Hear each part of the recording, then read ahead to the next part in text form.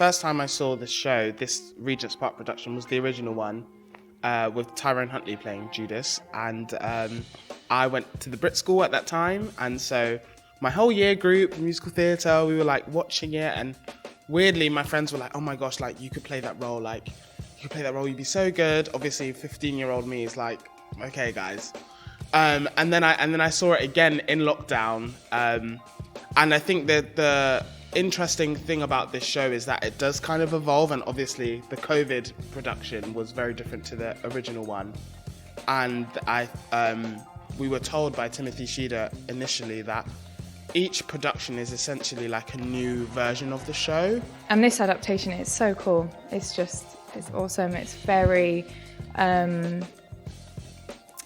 it's all about the music.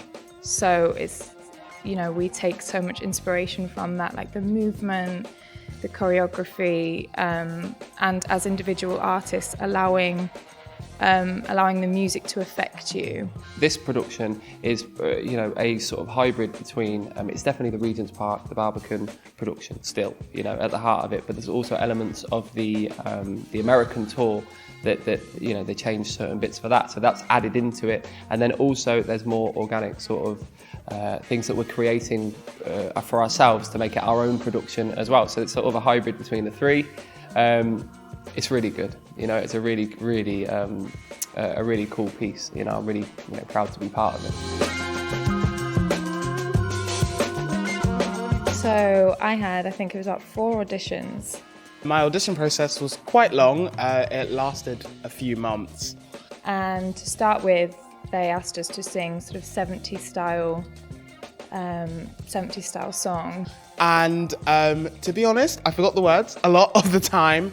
But I think I was just so nervous and really wanted to play Judas. I think it's a role that a lot of tenor musical theatre male presenting people would just love to play.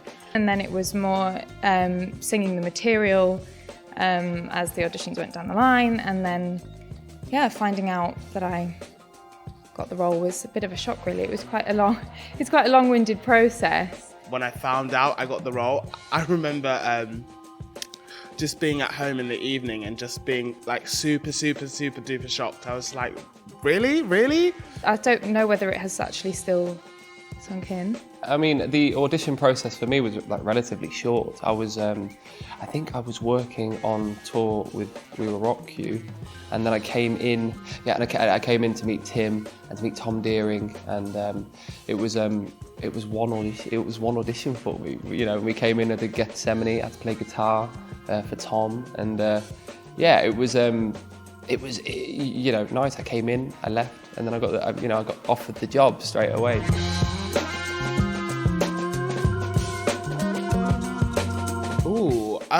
Well, I did a show in Leicester Curve a couple of years ago called The Music of Andrew Lloyd Webber, so we got to go through the whole catalogue of Andrew. I think I was very much more of a Cats, Evita kind of person, just because that's what I've performed in amateur shows.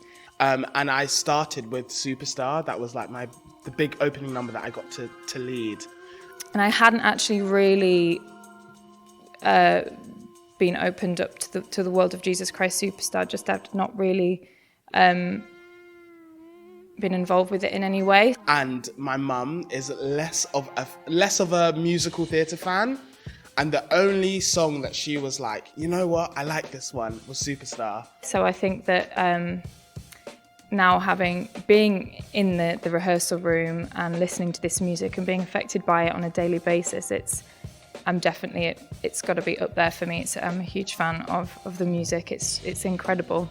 And I remember her texting me after the show and being like, "You Superstar!" That was the only one she kind of she was drawn to, and I think from there I've just kind of had a love for the show out of the whole catalogue, to be honest.